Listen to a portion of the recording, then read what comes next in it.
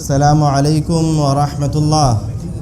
إن الحمد لله نحمده ونستعينه من يهده الله فلا مضل له ومن يضلل فلا هادي له وأشهد أن لا إله إلا الله وحده لا شريك له وأشهد أن محمدًا عبده ورسوله أما بعد আমাদের ধারাবাহিক আলোচনা কুরআনুল কারীমের একটি করে আয়াতের তাফসীর, যার ভূমিকা নিয়ে আমি গত সপ্তাহে বাদ আসর এবং বাদ মাগরিব আলোচনা করেছিলাম।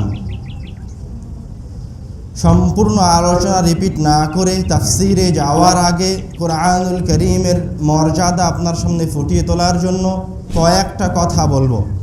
রাসূল সাল্লাল্লাহু আলাইহি ওয়াসাল্লাম বলেছেন, যে ব্যক্তি সূরা কাহফ জুমার দিনে তেলাওয়াত করলো তার ঈমান এক জুমা থেকে এক শুক্রবার থেকে আরেক শুক্রবার পর্যন্ত উজ্জ্বল অবস্থায় থাকবে। যে সূরা কাহফের 10 আয়াত, প্রথম 10 আয়াত মুখস্থ করতে পারলো, আল্লাহ রাব্বুল আলামিন তাকে দাজ্জালের ফিতনা থেকে মুক্তি প্রদান করবেন। যে বেশি বেশি কুল হুয়াল্লাহু আহাদ সূরা তেলাওয়াত করবে এবং এই সূরাকে ভালোবাসবে, বিনিময়ে আল্লাহ রাব্বুল আলামিন জান্নাত প্রদান করবেন। কেউ যদি একবার কুল হুয়াল্লাহু আহাদ সূরা তেলাওয়াত করে তাহলে তাকে 10 পারা কুরআনুল কারীম তেলাওয়াতের সমান নেকি প্রদান করা হবে। রাসূল সাল্লাল্লাহু আলাইহি ওয়াসাল্লাম বলেছেন, বিপদ থেকে আশ্রয় চাওয়ার জন্য সবচেয়ে উত্তম দোয়া হচ্ছে সূরা নাস এবং সূরা ফালাক। কেউ যদি এই দুটি সূরা তেলাওয়াত করে আল্লাহ রাব্বুল আলামিনের কাছে যে কোনো বিপদ থেকে, যে কোনো অসুস্থতা থেকে আশ্রয় চায়, আল্লাহ রাব্বুল আলামিন তাকে আশ্রয় প্রদান করবেন, আরোগ্য প্রদান করবেন। এছাড়াও কুরআনুল কারীমের অসংখ্য ফজিলত রয়েছে। আমরা বলেছিলাম কুরআনুল কারীমের প্রত্যেকটা আয়াত, প্রত্যেকটা শব্দ, প্রত্যেকটা বাক্য হচ্ছে মুআজিজা, যেগুলি বোঝার প্রয়োজন রয়েছে, যেগুলি তেলাওয়াত করে নেকি অর্জনের জন্য, তাদাব্বুরের জন্য অনুবাদগুলি স্পষ্টভাবে অন্তর দিয়ে অনুভব করার প্রয়োজন রয়েছে। অনুবাদ না বুঝলে কুরআনুল কারীমের আয়াতের স্বাদ আস্বাদন করা সম্ভব নয়। কেন? আল্লাহ রাব্বুল আলামিন কুরআনুল কারীমের আয়াতের মর্যাদা এবং এটা কত গভীর, কতটা হিকমাহপূর্ণ, কতটা ভারী, এটা বলতে গিয়ে আল্লাহ রাব্বুল আলামিন বলছেন, আল্লাহু নাযালা আহসানাল হাদীসি কিতাবাম মুতাশাবিহাম মাসানি তাকশাইরু মিনহু জুলুদুল লাযীনা ইয়াখশাউনা রাব্বাহুম সুম্মা তালিনু জুলুদুহুম ওয়া কুলুবুহুম ইলা যিকরিল্লাহ। এই জায়গায় আল্লাহ রাব্বুল আলামিন বলছেন, যারা কুরআনুল কারীম বুঝে তেলাওয়াত করে, তাকশাইরু মিনহু জুলুদুল লাযীনা ইয়াখশাউনা রাব্বাহুম, প্রতিপালকের ভয়ে তাদের শরীরের লোমগুলি দাঁড়িয়ে যায়, তাদের শরীর কাঁপতে থাকে। তাকশাইরু মিনহু জুলুদুল লাযীনা ইয়াখশাউনা রাব্বাহুম সুম্মা তালিনু জুলুদুহুম ওয়া কুলুবুহুম ইলা যিকরিল্লাহ। এবং আল্লাহ রাব্বুল আলামিনকে চিনতে পেরে কোরআন তেলাওয়াত করতে করতে তার জিকিরে মগ্ন হয়ে যায়। অন্য আয়াতে আল্লাহ রাব্বুল আলামিন বলছেন, প্রতিপালকের ভয়ে কোরআন তেলাওয়াত করতে করতে একজন ব্যক্তি, একজন মুত্তাকি ব্যক্তি সিজদায় লুটিয়ে পড়ে এবং তার 2 চোখ দিয়ে অশ্রু ঝরতে থাকে। এটা হচ্ছে কোরআন তেলাওয়াত যখন কোনো মুত্তাকি ব্যক্তি করবে তখন তার অবস্থা এরকম হবে। তো এরকম অবস্থা হওয়ার জন্য অবশ্যই আমাদেরকে কুরআনুল কারীমের আয়াতের অর্থ বুঝতে হবে, কুরআনুল কারীমের আয়াতের স্বাদ আস্বাদন করতে হবে।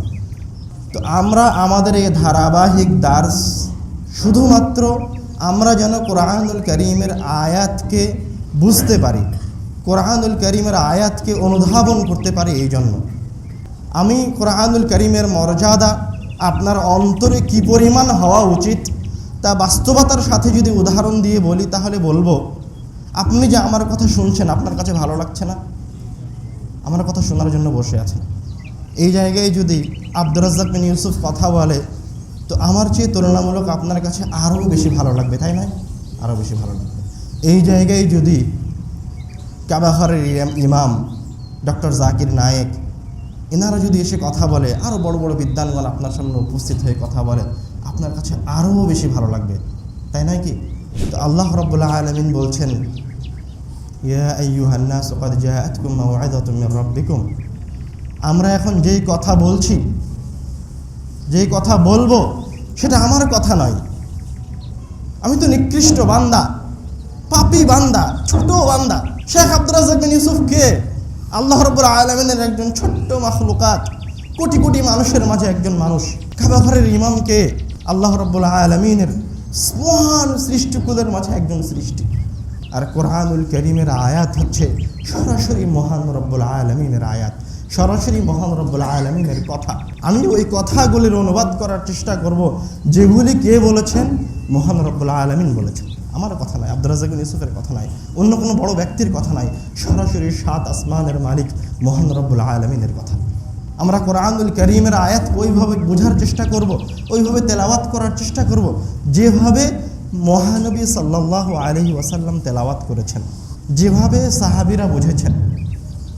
আল্লাহ রাব্বুল আলামিন বলছেন, লাউ আনজালনা হাযাল কুরআনা আলা জাবালিন লারাআইতাহু খাশিআন মুতাসাদ্দিআন মিন খাশিয়াতিল্লাহ। আমি যদি কোরআনুল কারীমকে কোনো পাহাড়ের উপর অবতীর্ণ করতাম, তাহলে সেই পাহাড় আল্লাহ রাব্বুল আলামিনের ভয়ে ভীত সন্ত্রস্ত হতে হতে কোরআনুল কারীমের আয়াতের ভর সে নিতে পারত না। এক পর্যায়ে আল্লাহ রাব্বুল আলামিনের ভয়ে সে ফেটে চৌচির হয়ে যেত, ধূলিসাৎ হয়ে যেত। আমার এই ক্ষমতা নেই, আমার এই সক্ষমতা নেই যে আমি আল্লাহ রাব্বুল আলামিনের একটা আয়াতকে বহন করব। বিসমিল্লাহির রহমানির রহিম, এই আয়াতকে বহন করার সক্ষমতা আমার কাছে নাই। আমি কোরআনুল কারীমের তাফসীর করতে আসতাম না, এত বড় সাহস আমার নাই। এটা কার কথা? মহান রব্বুল আলামিনের কওল, তার বাণী। এই বাণী বহন করার সক্ষমতা আমার নেই। এর তাফসীর কে করে গেছে? রাসূল করে গেছে। এত বড় সাহস, এত বড় হিম্মত আমার নেই। কিন্তু রাসূল সাল্লাল্লাহু আলাইহি ওয়াসাল্লাম দায়িত্ব দিয়ে গেছেন, আল্লাহ রাব্বুল আলামিন দায়িত্ব দিয়ে গেছেন, তাই আমরা সেটা পালন করার চেষ্টা করছি। তো আমাদের এটা হবে একটি দার্স, একটি ক্লাস। আমরা এখানে দার্স এবং ক্লাসের যাবতীয় বৈশিষ্ট্য বজিয়ে রেখে বসে থাকার, শ্রবণ করার চেষ্টা করব। আমাদের ক্লাস শুরু হয়ে গেলে এখান থেকে কেউ উঠে দাঁড়াতে পারবে না। কেউ যদি মনে করে চলে যাবে, তাহলে এখনই চলে যাক। এবং কেউ এই আশেপাশ দিয়ে হাঁটা চলাফেরা করতে পারবে না, কেউ একজন আর একজনের সাথে কথা বলতে পারবে না। আল্লাহ রাব্বুল আলামিন বলছেন, ওয়াইদা কুরিআল কুরআন ফাসতামিউ লাহু ওয়া আনসিতু লাআল্লাকুম তুরহামুন। যখন তোমাদের সামনে কোরআন তেলাওয়াত করা হয়, কোরআনের আলোচনা করা হয়, তখন তোমরা বাস মুখগুলোকে বন্ধ করে নাও, মনোযোগের সাথে শ্রবণ করো, আল্লাহ রাব্বুল আলামিনের রহমত তোমাদের উপর অবতীর্ণ হবে। তো খবরদার কেউ উঠে চলাফেরা করার চেষ্টা করবেন না, একজন আর একজনের সাথে কথা বলার চেষ্টা করবেন না। আমাদের দার্সে ওই প্রশ্নগুলির উত্তর থাকবে যেগুলি আমরা এর আগে উত্থাপন করেছি। যেমন আমরা প্রত্যেকটা কাজের শুরুতে বিসমিল্লাহ বলি, খেতে, বাসা থেকে বের হতে, পান করতে। কিন্তু এই মহান রব্বুল আলামিনের কিতাব তেলাওয়াত করার সময় কেন আউযু বিল্লাহি মিনাশ শাইতানির রাজিম, শয়তান থেকে আশ্রয় চেয়ে শুরু করছি? তো মহান কিতাব, সব কাজে বিসমিল্লাহ। আর এই জায়গায় পড়া শুরু করার আগে, এত বড় কিতাব শুরু করার আগেই শয়তান থেকে আশ্রয় চেয়ে শুরু করতে হচ্ছে কেন? আমরা আরও প্রশ্ন রেখেছিলাম, জিন, ইবলিস, শয়তান, সবগুলি শব্দে আল্লাহ রাব্বুল আলামিন কোরআনুল কারীমে নিয়ে এসেছেন। জিন, ইবলিস, শয়তান এগুলোকে আলাদা আলাদা না সব এক? জিন মানে কি, ইবলিস মানে কি, শয়তান মানে কি? আমরা বলেছিলাম আউযু বিল্লাহি মিনাশ শাইতানির রাজিমে আমরা কেন আউযু বলি, কেন আল্লাহ বলছি, কেন শয়তান বলছি, কেন রাজিম বলছি? প্রত্যেকটা শব্দকে আমরা বোঝার চেষ্টা করব ইনশাআল্লাহ। ওমা তাওফীক ইল্লা বিল্লাহ। আমাদের প্রথম প্রশ্ন হচ্ছে, কোরআনুল কারীম তেলাওয়াত করার সময় কেন আউযু বিল্লাহি মিনাশ শাইতানির রাজিম দিয়ে তেলাওয়াত শুরু করতে হবে? তার একটা কারণ হচ্ছে, সালাত শুরু করার সময় যেমন আমরা ওযু করি, সিয়াম রাখার জন্য আমরা যেমন সাহারি করি, ইফতার করি, হজ পালন করার সময় আমরা যেমন ইহরাম করি, এগুলি সব আমাদের এই সমস্ত ইবাদতগুলি আমাদের শরীরের সাথেও জুড়ে আছে। এই ইবাদতে আমাদের শরীরের অঙ্গ প্রত্যঙ্গগুলি অংশগ্রহণ করে এবং এগুলো শুরু করার জন্য সালাতের জন্য ওযু করার প্রয়োজন হয়, সিয়ামের জন্য সাহারি ইফতার করার প্রয়োজন হয়, হজ্জের জন্য ইহরাম বাঁধার প্রয়োজন হয়। তো কোরআনুল কারীম হচ্ছে মহান কিতাব এবং কোরআনুল কারীম আপনার শরীরের ইবাদত নয়, বরং কি কোরআনুল কারীম মূলত আপনার ব্রেনকে নিয়ে খেলে। কোরআনুল কারীম আপনার ব্রেনকে নিয়ে, বিবেককে নিয়ে, ইলমকে নিয়ে কথা বলে। তো সব জায়গায় আপনার শরীর অংশগ্রহণ করেছে সকল ইবাদতে। তো সকল ইবাদতগুলি করার সময় আপনি পবিত্রতা অর্জন করছেন, আর কোরআনুল কারীম তেলাওয়াত করার সময় আপনার বিবেক, আপনার মনোযোগ, আপনার পূর্ণ মস্তিষ্ক কোন দিকে? কোরআনুল কারীমের আয়াতের দিকে। তো আপনি যদি আপনার মস্তিষ্কে কোরআনুল কারীমের আয়াতের দিকে ধরে রাখতে চান, তাহলে আপনাকে কি করতে হবে? আউযু বিল্লাহি মিনাশ শাইতানির রাজিম পড়তে হবে। আরও একটা কারণের দিকে যদি যাই, তাহলে আমাদেরকে আদম আলাইহিস সালাতু ওয়াস সালামের সৃষ্টির ওই ঘটনার দিকে ফিরে যেতে হবে, যেই জায়গায় আল্লাহ রাব্বুল আলামিন সূরা বাকারার 30 থেকে 34 নম্বর আয়াতে বিস্তারিত বলেছেন। আল্লাহ রাব্বুল আলামিন আমাদেরকে তুচ্ছ মাটি দিয়ে সৃষ্টি করেছেন, আর সবার চেয়ে বেশি সম্মানিত করেছেন ইলমের মাধ্যমে। তুচ্ছ মাটি দিয়ে সৃষ্টি করেছেন আর সবার চেয়ে বেশি সম্মানিত করেছেন ইলমের মাধ্যমে। এমনকি আমাদেরকে মালায়েকারা, ফেরেশতারা সিজদা করেছে, আর শয়তান সিজদা করতে আল্লাহ রাব্বুল আলামিনের নির্দেশকে অমান্য করেছে, বলেছে আপনি তাকে মাটি থেকে সৃষ্টি করেছেন আর আমাকে আগুন থেকে সৃষ্টি করেছেন, আমি ওকে সিজদা করব না। বিনিময়ে আল্লাহ রাব্বুল আলামিন শয়তানকে আসমান থেকে বের করে দিয়েছেন। তো শয়তানের যে একটা শত্রুতা আপনার সাথে, সেই শত্রুতা কখন থেকে শুরু হয়েছে? যখন থেকে আপনাকে সৃষ্টি করা হয়েছে তখন থেকে। শয়তান আপনার প্রথম শত্রু, আর শয়তানের সবচেয়ে বড় শত্রু হচ্ছে আপনি। শয়তান শত বছরও তপস্যা করে, প্রচেষ্টা করে ঈসা আলাইহিস সালাতু ওয়াস সালামের পরে শত বছর চেষ্টা করে আইয়ামে জাহেলিয়াত নিয়ে এসেছে, অন্ধকার দিন নিয়ে এসেছে, অসংখ্য ভ্রষ্ট আকীদা নিয়ে এসেছে, শিরক নিয়ে এসেছে, মানুষকে বিনষ্ট করে দিয়েছে, জাহান্নামের দিকে নিয়ে চলে এসেছে। আর কোরআনুল কারীম এসে এই শয়তানের এই পরিকল্পনাকে, এই সুদূর প্রসারী পদক্ষেপকে, শত বছরের পরিশ্রমকে কোরআনুল কারীম এসে কয়েক বছরের মাঝে ছিন্ন বিচ্ছিন্ন করে দিয়েছে, ভেঙে চুরমার করে দিয়েছে। কিভাবে? কোরআনুল কারীমের ইলমের মাধ্যমে। এই জন্য কোরআনুল কারীম হচ্ছে শয়তানের সবচেয়ে বড় শত্রু। যেই জিনিস আপনার যত বেশি উপকার দিবে, ওই জিনিস শয়তানের জন্য তত বড় শত্রু। এটা আপনাকে বুঝতে হবে। এই জন্য আল্লাহ রাব্বুল আলামিন বলছেন, যখন তুমি কোরআনুল কারীম তেলাওয়াত করো, তখন আগে শয়তানের কাছ থেকে, আল্লাহ রাব্বুল আলামিনের নিকটে শয়তান থেকে আশ্রয় চাও। বলো আউযু বিল্লাহি মিনাশ শাইতানির রাজিম। এবং আল্লাহ রাব্বুল আলামিন কোরআনুল কারীমে বলছেন, ফাইদা ক্বারাতাল কুরআনা ফাস্তাইয বিল্লাহি মিনাশ শাইতানির রাজিম। যখন তুমি কোরআন তেলাওয়াত করছো, তখন তুমি বলো, হে আল্লাহ, আপনি আমাকে বিতাড়িত শয়তান থেকে আশ্রয় প্রদান করুন। এই বিতাড়িত, নিকৃষ্ট, কুমন্ত্রণা দানকারী শয়তান থেকে আমাকে বাঁচান। ইমাম ইবনুল কাইয়িম রাহিমাহুল্লাহ বলছেন, কোরআনুল কারীম মানুষের অন্তরে ঈমানের বীজ বপন করে, হেদায়াতের বীজ বপন করে, ইলমের বীজ বপন করে, যেটা মানুষের অন্তরে একটি জান্নাতকে সৃষ্টি করবে, মানুষকে হেদায়াতের পথে নিয়ে যাবে। আর শয়তান এই হেদায়াতকে, এই ইলমকে, সব কিছুকে জ্বালিয়ে পুড়িয়ে ছারখার করে দেওয়ার জন্য বসে থাকে। তো কেউ যদি চায় তার এই ইলম, তার এই হেদায়াত বজিয়ে রাখতে চায়, কেউ যদি এগুলি তার অন্তরে লালন পালন করতে চায়, তাহলে তাকে আউযু বিল্লাহি মিনাশ শাইতানির রাজিম বলতে হবে। তাহলে শয়তান তার অন্তরের ঈমানকে, এই হেদায়াতকে, এই ইলমকে নষ্ট করতে পারবে না। এখন আমরা আসি আউযু বিল্লাহি মিনাশ শাইতানির রাজিম এই বাক্যের দিকে। আউযু বিল্লাহি মিনাশ শাইতানির রাজিম এই বাক্যটা কোরআনুল কারীমের আয়াত নয়। কোরআনুল কারীমের আয়াত কি? ফাস্তাইজ বিল্লাহি মিনাশ শাইতানির রাজিম। এটা হচ্ছে কোরআনুল কারীমের আয়াত। আল্লাহ রাব্বুল আলামিন বলছেন, তুমি শয়তান থেকে আমার নিকটে আশ্রয় চাও। তো এই জায়গায় প্রথম শব্দ যেটা, সেটা হচ্ছে আউযু। আউযু শব্দের অর্থ কী? আউযুর মাঝে কী লুকিয়ে আছে?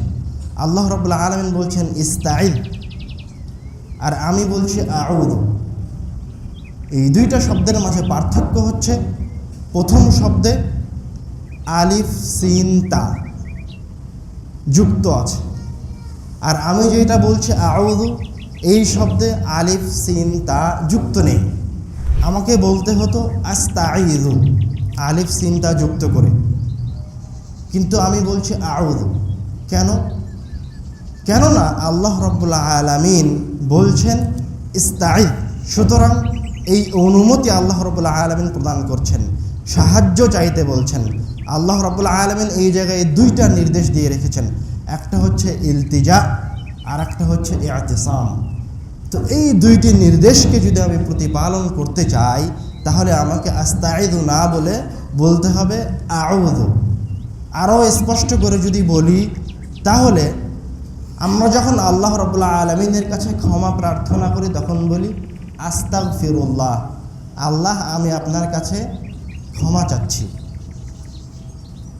আমরা যখন ইস্তিখারার সালাত আদায় করি, তখন আমরা বলি আস্তাগফিরুল্লাহ, মানে হে আল্লাহ আমি আপনার কাছে সঠিক সিদ্ধান্তের জন্য সাহায্য চাচ্ছি, আমার জন্য যেটা কল্যাণ সেটা আপনাকে জানিয়ে দিন। কিন্তু আমরা যখন আল্লাহ রাব্বুল আলামিনের কাছে শয়তান থেকে আশ্রয় চাচ্ছি, তখন বলছি আউযু, আস্তাইযু বলছি না। কেন? এটাই হচ্ছে প্রশ্ন, এটাই বোঝা লাগবে। হয়তোবা এই জায়গায় অনেক শব্দ, অনেক বাক্য, আমার অনেক কথা আপনারা বুঝতে পারবেন না, কেননা এগুলি আরবির সাথে সংশ্লিষ্ট। তারপরেও পারতপক্ষে যতটুকু সম্ভব বাংলা ভাষায়, সাবলীল ভাষায় বলে যাওয়ার চেষ্টা করব। কিছু শব্দ বুঝতে পারবেন, কিছু বুঝতে পারবেন না, এরকম হবে স্বাভাবিক। কিন্তু এটা আল্লাহ রাব্বুল আলামিনের আয়াতের, কোরআনের তাফসীর। বোঝার চেষ্টা করেন, ইনশাআল্লাহ 100% না বুঝতে পারলেও যদি 50% বুঝতে পারেন, তবুও এর বিনিময়ে আল্লাহ রাব্বুল আলামিন আপনাকে দান করবে। এর বিনিময়ে আপনি আল্লাহ রাব্বুল আলামিনের নিকটে তার সামনে বসে যখন কোরআন তেলাওয়াত করবেন, তখন যেই বৈশিষ্ট্যের কথা আল্লাহ রাব্বুল আলামিন বলেছেন, সেই বৈশিষ্ট্য আপনি গ্রহণ করতে পারবেন। আল্লাহ রাব্বুল আলামিনের সামনে কাঁদতে পারবেন কোরআন তেলাওয়াত করা অবস্থায়। কোরআন তেলাওয়াত করতে করতে সিজদায় অবনত হতে পারবেন। কোরআন তেলাওয়াত করতে করতে আপনার চক্ষু দিয়ে অশ্রু আসবে। আমরা বলেছি আউযু শব্দ উচ্চারণ করলে এই জায়গায় দুইটি অর্থ থাকে, একটা হচ্ছে ইলতিজা আর একটা হচ্ছে ইতিসাম।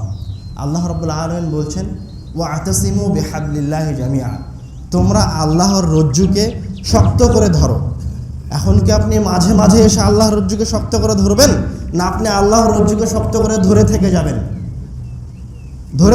না মাঝে মাঝে ধরবেন? ধরে থেকে যাবেন। আর যদি ছেড়ে দেন তাহলে কি হবে? পড়ে যাবেন মানে কিসে পড়ে যাবেন? শয়তানের ফাঁদে পড়ে যাবেন। মানে কিসে পড়ে যাবেন? শিরকের মাঝে পড়ে যাবেন। মানে কিসে পড়ে যাবেন? বিদআতের মাঝে পড়ে যাবেন। অর্থাৎ ইতিসাম মানে হচ্ছে পড়ে যাওয়া থেকে রক্ষা পাওয়া। আর ইলতিজা শব্দের অর্থ হচ্ছে বিপদে পড়েছি, অনেক বড় পাপ করে ফেলেছি, তো আল্লাহ রাব্বুল আলামিনের কাছে আশ্রয় যাচ্ছেন। যখন আপনি ভুল করে ফেলেছেন, তখন বলছেন আস্তাগফিরুল্লাহ, আল্লাহ তুমি আমাকে মাফ করে দাও। বুঝতে পারেননি?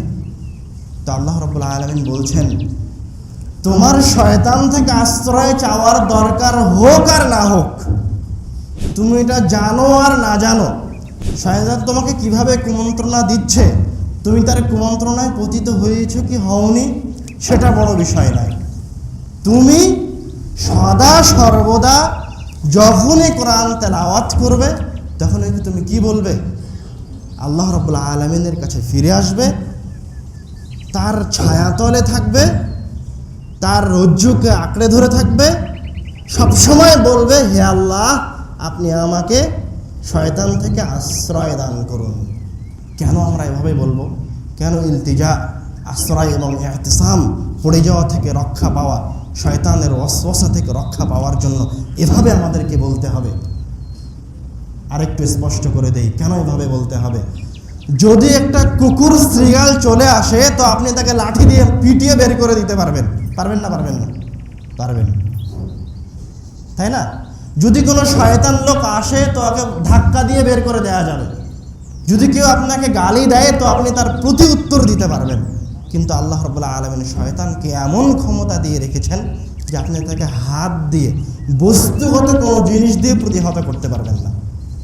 শয়তানকে প্রতিহত করার জন্য আল্লাহ রাব্বুল আলামিনের কাছে ফিরে যেতে হবে। উনি যেভাবে প্রতিহত করতে বলেছেন সেভাবে প্রতিহত করতে হবে। শয়তান আপনার শিরায় উপশিরায় চলতে পারে, শয়তান আপনার অন্তরে ঢুকে যেতে পারে।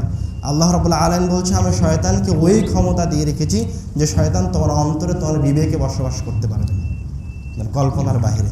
এত বড় শত্রু আপনার অন্তরে বসবাস করবে, এত বড় শত্রু আপনার শিরায় উপশিরায় চলাফেরা করবে। শয়তান আপনি জন্ম হওয়ার আগে থেকে আপনাকে নিয়ে পরিকল্পনা করে রেখেছে কিভাবে আপনাকে পথভ্রষ্ট করবে। যখন আপনি আপনার পিতার পাঁজরে শুক্রকীট হয়েছিলেন তখন থেকে শয়তান আপনাকে নিয়ে পরিকল্পনা করে রেখেছে।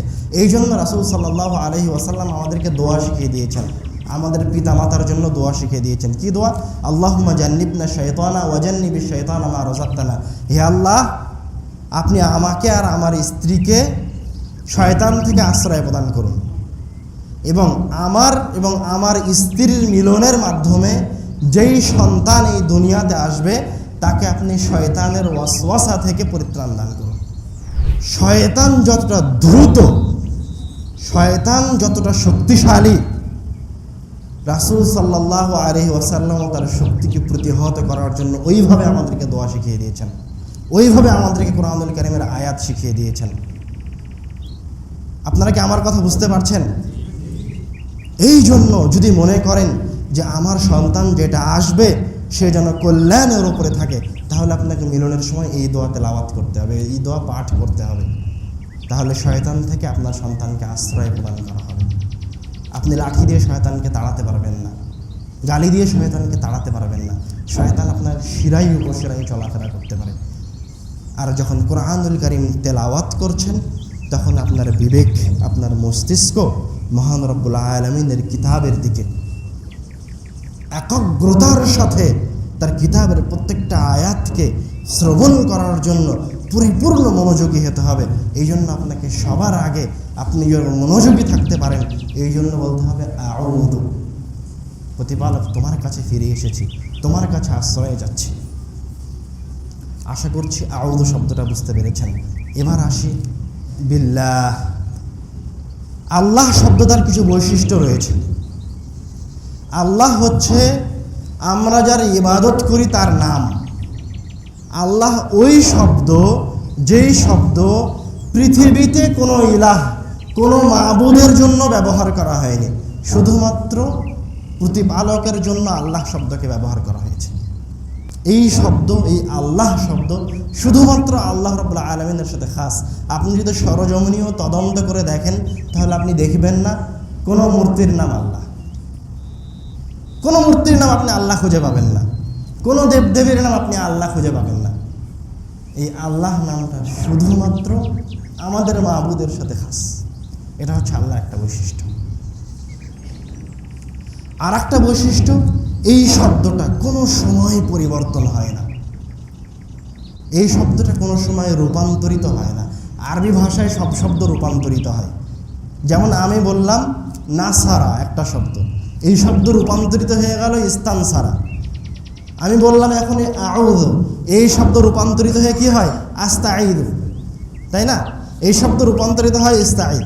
একাধিক রূপান্তর ঘটে, পরিবর্তন ঘটে শব্দের মাঝে। কিন্তু আল্লাহ এমন একটা শব্দ, যেই শব্দ সদা সর্বদা আল্লাহই থাকে, যার কোনো রূপান্তর ঘটে না, পরিবর্তন ঘটে না। আল্লাহ এমন একটা শব্দ, যেই শব্দের সাথে অন্য কোনো শব্দ, অন্য কোনো জমির সর্বনাম যুক্ত হতে পারে না। অন্য সকল শব্দের সাথে সর্বনাম জমির যুক্ত হয়। রব এই শব্দটার সাথেও জমির যুক্ত হয়, সর্বনাম অক্ষর আর একটা অক্ষর যুক্ত হয়ে যায়। কিন্তু আল্লাহ, আলিফ লাম লাম হা, এই শব্দের সাথে আপনি কোনো শব্দকে, কোনো অক্ষরকে যুক্ত করতে পারবেন না। আল্লাহ হুকুম এরকম কোনোদিন হয় না, রব্বুকুম হয়। রব বলি না, রব রব মানেও কিন্তু আল্লাহ, কিন্তু রব্বুকুম হয়, তোমাদের প্রতিপালক হয়, কিন্তু আল্লাহ হুকুম হয় না। আল্লাহর সাথে কোনো অক্ষরকে সংযুক্ত করা যায় না। এই নাম শুধুমাত্র আল্লাহ রাব্বুল আলামিন প্রতিপালকের সাথে খাস। এবং এই আল্লাহ শব্দটার মাঝে আল্লাহ রাব্বুল আলামিনের যত আসমা ও সিফাত রয়েছে, প্রতিপালকের যে ৯৯টা নাম আছে বলে আমরা জানি, সকল নাম এই নামের মাঝে, এই নামের অভ্যন্তরে রয়েছে। যখন আমি আল্লাহ বলছি মানে আল্লাহ রাব্বুল আলামিনের যত গুণবাচক নাম আছে সব নামকে নিয়েছি। এই জন্য আল্লাহ রাব্বুল আলামিন কোরআনুল কারীম বলছেন ওয়ালিল্লাহিল আসমাউল হুসনা, আল্লাহ রাব্বুল আলামিনের অনেকগুলি সুন্দর নাম রয়েছে। আমরা যদি বলি আল্লাহু রহমান, আল্লাহ কি দয়ালু, কিন্তু আমরা এই কথা বলতে পারবো না যে রহমান আল্লাহ। কথা কি বুঝতে পেরেছেন? আমরা বলবো কি আল্লাহ রহমান, আল্লাহ রহিম, কিন্তু এ কথা বলবো না যে রহমান আল্লাহ, রহিম আল্লাহ। কেননা রহমান রহিম কি আল্লাহর গুণ, এই সিফাতগুলি আল্লাহর নামের অভ্যন্তরে রয়েছে। এগুলি আল্লাহ রাব্বুল আলামিনের সিফাত। আল্লাহ আপনার উপর রহম করতে পারে, আল্লাহ আপনাকে রিজিক দেয়, রাজ্জাক। আল্লাহ রাব্বুল আলামিন আপনাকে জীবিত করতে পারে, মৃত্যু দান করতে পারে।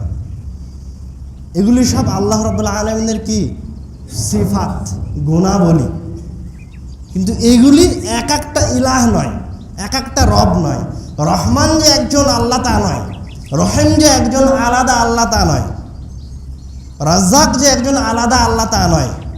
এই জায়গায় গিয়ে সবাই বিভ্রান্ত হয়ে গেছে, মুশরিকরাও এই জায়গায় গিয়ে বিভ্রান্ত হয়ে গেছে। ওরা একজনকে রিজিক দাতা বানায়েছে, আর একজনকে রহমতকারী বানায়েছে, আর একজনকে বৃষ্টিদাতা করেছে। এরকম নয়, ওরা আল্লাহকে বুঝতে, লা ইলাহা ইল্লাল্লাহ বুঝতে ভুল করেছে। এই জন্য আল্লাহ রাব্বুল আলামিন বলছেন ওয়ালাম আন্নাহু লা ইলাহা ইল্লাল্লাহ, লা ইলাহা ইল্লাল্লাহ বাক্যটা তোমরা শিখো। লা ইলাহা ইল্লাল্লাহ বললেই লা ইলাহা ইল্লাল্লাহ হয়ে যায় না, আল্লাহ ছাড়া কোনো মাবুদ নাই এটা বললেই হয়ে যায় না। এই বাক্যটা কি করতে হয়? শিখতে হয়। কিভাবে শিখতে হবে? এইভাবে শিখতে হবে যে আল্লাহ হচ্ছে তার জাতের নাম, তার সত্তার নাম, আর অন্য যা আছে এগুলি সব হচ্ছে আল্লাহ রাব্বুল আলামিনের সিফাত। তো আমরা যখন আউযু বিল্লাহি মিনাশ শাইতানির রাজিম বলছি, তখন আমরা আল্লাহ রাব্বুল আলামিনের মূল নাম ধরে যাবতীয় সিফাতকে এক জায়গায় করে মহান রব্বুল আলামিনের সবচেয়ে শক্তিশালী সকল সিফাত যে জায়গায় একত্রিত হয়েছে ওই নাম ধরে বলছি আউযু বিল্লাহ, আল্লাহ তোমার কাছে আশ্রয় যাচ্ছি, মিনাশ শাইতানির রাজিম। কি থেকে আশ্রয় যাচ্ছি? শয়তান থেকে আশ্রয় যাচ্ছি। এই শয়তান কথা যখন আসবে তখন কথাটা আরেকটু লম্বা হবে। আল্লাহ রাব্বুল আলামিন এক জায়গায়, তার আগে একটা প্রশ্ন করি যাতে করে আপনার বুঝতে সুবিধা হয়। আল্লাহ রাব্বুল আলামিন এক জায়গায় বলছেন জিন, এক জায়গায় বলছে শয়তান, আর এক জায়গায় বলছে ইবলিস।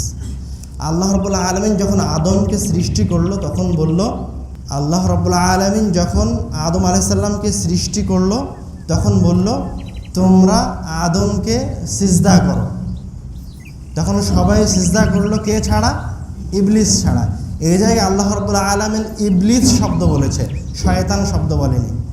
কিন্তু যখন সে নাফরমানি করে বের হয়ে গেল আসমান থেকে, আবার আদম আলাইহিস সালাতু ওয়াস সালামকে সে ওয়াসওয়াসা প্রদান করলো, কুমন্ত্রণা দিল, তখন আল্লাহ রাব্বুল আলামিন বলছেন ফাআযাল্লাহুমা শাইতান। কে আদমকে কুমন্ত্রণা দিয়েছে? শয়তান দিয়েছে। তখন কিন্তু এ কথা বলছে না যে ইবলিস দিয়েছে, তখন কিন্তু এ কথা বলছে না যে জিন কুমন্ত্রণা দিয়েছে। কথা কি বুঝতে পেরেছেন? তো জিন হচ্ছে যে ফেরেশতাদের সাথে ছিল। জিনের মাঝে ভালো রয়েছে, খারাপও রয়েছে। জিনের মাঝে এমন কিছু জিন রয়েছে যারা আল্লাহর ইবাদত করে। ওয়াইজ সরাফনা ইলাইকা নাফারাম মিনাল জিন, হে আল্লাহর রাসূল আমি আপনার কাছে জিনদের একটা দলকে পাঠিয়েছি, তারা আপনার আয়াত তুলে কোরআন মাজিদের আয়াত শ্রবণ করে আল্লাহ রাব্বুল আলামিনের হেদায়াত পেয়ে গেছে। আর আরেক জায়গায় আল্লাহ রাব্বুল আলামিন বলছেন যখন সে ভালো ছিল তখন সে হলো জিন। যখন সে আল্লাহ রাব্বুল আলামিনের নাফরমানি করলো, শুধুমাত্র যখন আল্লাহ রাব্বুল আলামিনের নাফরমানি করেছে, কোরআনুল কারীমে যত জায়গায়, সূরা বাকারায়, সূরা আরাফে, সূরা কাহাফে, যত জায়গায় আল্লাহ রাব্বুল আলামিন সবাইকে, জিন ফেরেশতাদেরকে সিজদা করার কথা বলেছে আর জিন নাফরমানি করেছে, তখনই আল্লাহ রাব্বুল আলামিন জিনকে বলছে ইল্লা ইবলিস, ইবলিস বাদে সবাই সিজদা করলো। তখন এই যে জিন যে আল্লাহ রাব্বুল আলামিনের নাফরমানি করলো, তার নাম আল্লাহ রাব্বুল আলামিন দিয়ে দিলেন কি? ইবলিস। ইবলিস শব্দটা হচ্ছে আবলাসা থেকে, হতাশ হওয়া। এর নাফরমানি এখন কিসের মাঝে সীমাবদ্ধ? আল্লাহ তাআলার সাথে সীমাবদ্ধ। যখন তার নাফরমানি, তার খারাপটা আল্লাহ রাব্বুল আলামিনের সাথে সীমাবদ্ধ, তখন তাকে বলা হচ্ছে ইবলিস। কিন্তু যখন এই ইবলিস আল্লাহ রাব্বুল আলামিনের নাফরমানি করে আপনাকে পথভ্রষ্ট করার জন্য চলে আসলো, আপনাকে ওয়াসওয়াসা দিল, আপনাকে খারাপ কাজে নিয়ে গেল, আদম আলাইহিস সালামকে জান্নাতে বের করে দিল, তখন আল্লাহ রাব্বুল আলামিন বলছেন ফাআযাল্লাহুমাশ শাইতান, ইবলিস কি হয়ে গেছে? শয়তান হয়ে গেছে। শয়তান হচ্ছে যে নিজে খারাপ আবার আরেকজনকেও খারাপ পথে নিয়ে যায়। আমরা শয়তানের এই শয়তান শব্দটা দিয়ে আমাদের আলোচনা শেষ করে দিব, আর রজিমের আলোচনা আমরা আর এক দার্সে করবো ইনশাল্লাহ। শয়তান শব্দটার আর একটা বিশ্লেষণে আসে। আমরা বললাম শয়তান হচ্ছে যখন আরেকজনকে কুমন্ত্রণা দেয়, নিজে খারাপ আরেকজনকে পথভ্রষ্ট করে, তখন তাকে শয়তান বলা হয়। আরবরা খারাপ মানুষকেও শয়তান বলতো। শয়তান শব্দটা শাতানা থেকে এসেছে অথবা শায়াতা থেকে এসেছে, যার অর্থ হচ্ছে বাউদা আন রাহমাতিল্লাহ, যে আল্লাহর রহমত থেকে দূরে চলে গেছে। শয়তান শব্দের অর্থ হচ্ছে যে আল্লাহ রাব্বুল আলামিন থেকে দূরে চলে গেছে। শয়তান শব্দের আরেকটা অর্থ হচ্ছে যে জ্বালিয়ে পুড়িয়ে দেয়। এবার দেখেন আল্লাহ রাব্বুল আলামিন এই শব্দটাকে কিভাবে আপনার জন্য চয়ন করলেন। আপনি যতবার শয়তান আউযু বিল্লাহি মিনাশ শাইতানির রাজিম পড়বেন, ততবার যেন আপনি বুঝতে পারেন শয়তান কতটা আপনার জন্য ভয়ানক। এই জন্য আল্লাহ রাব্বুল আলামিন কিভাবে জিনও না বলে, ইবলিসও না বলে শয়তান শব্দকে চয়ন করলেন। এর মাঝেই কোরআনুল কারীমের মুআজিজা ঢুকে আছে। শয়তান শব্দটা গঠন করা হয়েছে শিন, ইয়া, তা, নুন, তিনটা এই কয়েকটা অক্ষরের মাধ্যমে, যার প্রথম অক্ষর কি? শিন, যেটাকে আরবি ভাষায় বলা হয় হরফুত তাফাশি, হারফুত তাফাশি। শিন যখন উচ্চারণ করছেন তখন কিভাবে বের হচ্ছে? শিন। উচ্চারণটা কি? ছড়িয়ে ছিটিয়ে যায় এবং ছোট ছোট ক্ষুদ্র ক্ষুদ্র জায়গা দিয়ে বের হয়। শিন, শিন, এটা হচ্ছে শিনের উচ্চারণ। তো শয়তান হচ্ছে এই উচ্চারণের মতো, এই ছোট ছোট ছিদ্রর চাইতেও বেশি ভয়ানক। এই জন্য শিন শব্দটাকে নির্ধারণ করেছেন। ছোট ছোট ছিদ্র দিয়ে আপনার অন্তরে ঢুকে যাবে, আপনাকে পথভ্রষ্ট করে দিবে। আরবি ভাষায় এই অক্ষরটার নাম হচ্ছে হারফুত তাফাশি, হরফুল ইন্তিশার, যে অক্ষরের আওয়াজ দূরে ছড়িয়ে যায়, চিকন চিকন জায়গা দিয়ে বের হয়ে প্রসারিত হয়। তারপরে আর একটা অক্ষর এই শব্দকে নির্মাণ করতে নিয়ে এসেছেন, সেটা হচ্ছে ত, যেটাকে আরবি ভাষায় বলা হয় হরফ সিদ্দা। মানে আরবি যে অক্ষরগুলি রয়েছে তার মাঝে কিছু অক্ষর আছে দুর্বল, কিছু অক্ষর আছে মিডিয়াম, কিছু অক্ষর আছে খুব শক্তিশালী। তো ত হচ্ছে শক্তিশালী অক্ষরগুলি, শক্তিশালী, সবচেয়ে শক্তিশালী অক্ষরের একটি শাইতান। তো এই অক্ষরটাকে আল্লাহ রাব্বুল আলামিন শাইতান তার নামের জন্য ব্যবহার করেছেন, যেন আপনি শয়তানের শক্তিমত্তাকে উপলব্ধি করতে পারেন।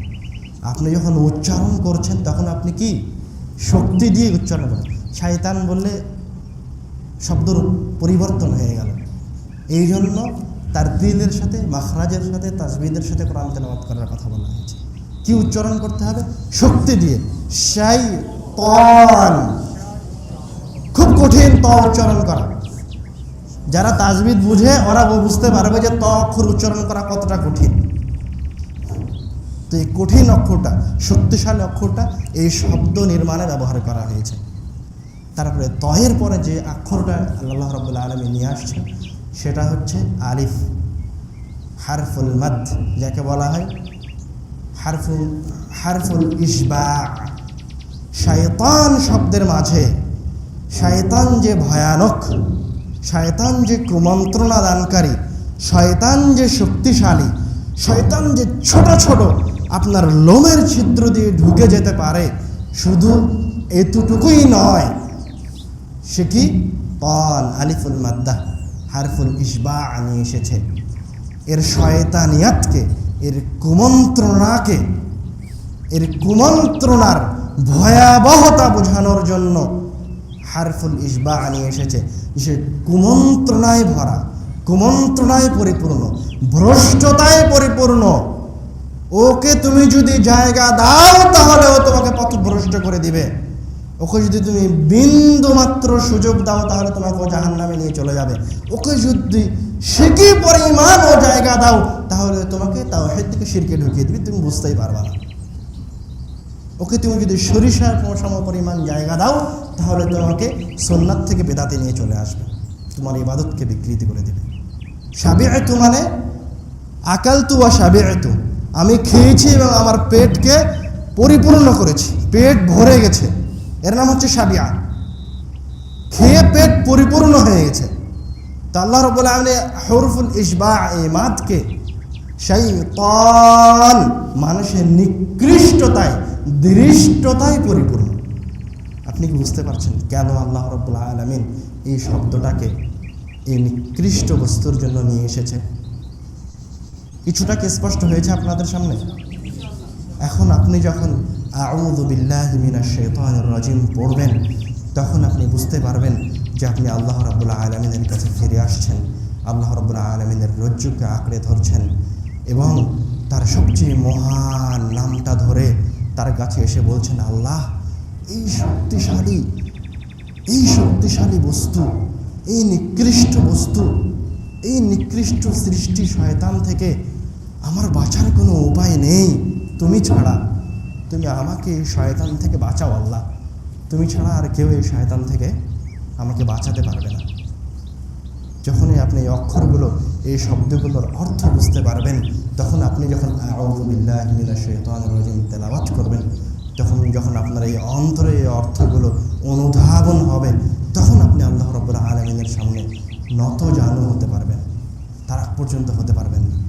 এই জন্য আল্লাহ রাব্বুল আলামিনের সামনে নত জানু হইতে চাইলে প্রত্যেকটা শব্দ, প্রত্যেকটা বাক্যের অর্থ এবং কেন শব্দটাকে আল্লাহ রাব্বুল আলামিন চয়ন করেছেন এটা আমাদের জন্য বোঝা জরুরি। এবং এটা সবাই বুঝতে পারবে না, ধৈর্য সহকারে সবাই বসে থাকতে পারবে না। যখন আপনি দার্সে বসেছেন তখন শয়তান আপনার সাথে আপনাকে কুমন্ত্রণা দিতে শুরু করে দিয়েছেন। কেননা আপনি যে দার্সে বসেছেন, এই দার্স হচ্ছে পৃথিবীতে যত দার্স আছে, এমনকি তাওহীদ, আল্লাহ রাব্বুল আলামিনের একত্ববাদ, সালাত, সিয়াম, হজ, যাকাত, পিতামাতার প্রতি দায়িত্ব, কর্তব্য, যত বিষয় আছে, যত দার্স আছে, এগুলি দার্সের চেয়ে উত্তম তো উত্তমই, তাওহীদের দার্সের চেয়েও বেশি উত্তম কোরআনের দার্স। কেন? তাওহীদ সহ যা কিছু আছে সব কিসের মাধ্যমে আসবে? কোরআনের আয়াতকে দিয়ে আসবে। বুঝতে পারেননি? এই জন্য আপনি যদি কোরআনুল কারীমের একটা আয়াতকে, একটা শব্দকে বুঝেন তো আপনি অটোমেটিক তাওহীদে চলে আসবেন। আলাদাভাবে কিছু পড়া লাগবে না, আলাদাভাবে কিছু বোঝা লাগবে না, আপনি আল্লাহ রাব্বুল আলামিনের কাছে চলে আসবেন। যখন সালাত পড়বেন, যখন কোরআন তেলাওয়াত করবেন, তখন আপনি আল্লাহ রাব্বুল আলামিনের নিকটে চলে যাবেন। তখন আপনি ইবাদতের সাদা সাধন করতে পারবেন, তখন আপনি কোরআন তেলাওয়াতের সাদা সাধন করতে পারবেন। আমরা এখানে আমাদের আজকের দার্স শেষ করছি। ইনশাআল্লাহ আগামী দার্সে রাজিম শব্দের বিশ্লেষণ থাকবে।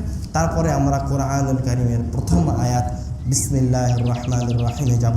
আমরা আজকে যেই বাক্যের ব্যাখ্যা করলাম এটা কোরআনুল কারীমের আয়াত নয়, এটা আল্লাহ রাব্বুল আলামিন আয়াতের একটা অংশ, বা এই শব্দগুলি কোরআনুল কারীমের আয়াত থেকে গ্রহণ করা হয়েছে। কোন আয়াত থেকে গ্রহণ করা হয়েছে? যে আয়াতটা আমরা বললাম ফাস্তাইদ বিল্লাহি মিনাশ শাইতানির রাজিম, এই আয়াত থেকে কি গ্রহণ করা হয়েছে? আউযু বিল্লাহি মিনাশ শাইতানির রাজিম। এই বাক্যের আমরা আজকে ব্যাখ্যা করলাম। আল্লাহ রাব্বুল আলামিন আমাদের এই ব্যাখ্যাকে, এই শব্দগুলিকে প্রকৃত আকারে বুঝে এবং এর অর্থকে অনুধাবন করে তার কাছে পরিত্রাণ চাওয়ার তৌফিক দান করুন আল্লাহ। এবং আল্লাহ রাব্বুল আলামিন যেন আমাদের প্রত্যেককেই, আমাদের প্রত্যেক মুসলিম দ্বীনী ভাই ও বোনকে এই কোরআনুল কারীমের দার্স, এই কোরআনের তাফসির, এই কোরআনের শব্দের তাফসির শোনার তৌফিক দান করে, সেই দোয়া আমরা করি আল্লাহুম্মা আমিন। ওয়া আখিরু দাওয়ানা আলহামদুলিল্লাহি রাব্বিল আলামিন। আসসালামু আলাইকুম ওয়া রাহমাতুল্লাহ।